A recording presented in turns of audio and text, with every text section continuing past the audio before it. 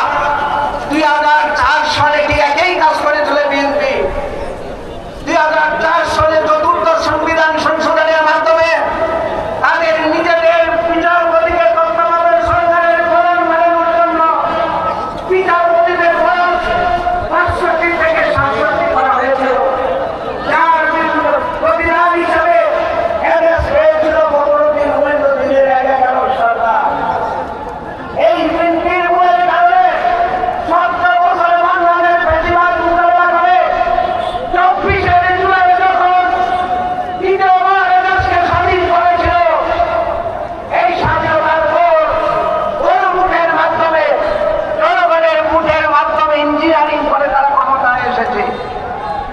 ক্ষমতায় এসে তারা যে কাজটা করেছে, তারা ইন্ডিয়ান আধিপত্যবাদকে, ভারতীয় আধিপত্যবাদকে প্রতিষ্ঠিত করার জন্য তারা কার্টুনের টম অ্যান্ড জেরি নাটক শুরু করেছে।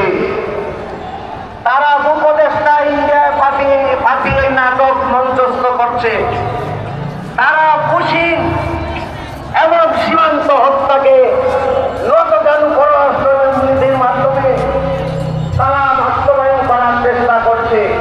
সংগ্রামী গোলাবাসী, আমরা আপনাদের মাধ্যমে বলতে চাই, আপনারা যেমন সংসদে বিপ্লব করিয়েছেন, ঠিক একইভাবে ইনশাআল্লাহ আমরা আন্দোলনের মাধ্যমে সরকারের এরকম এই ভারত নীতির থেকে সরে এসে আপনা আমার অধিকার প্রতিষ্ঠার জন্য ইনশাআল্লাহ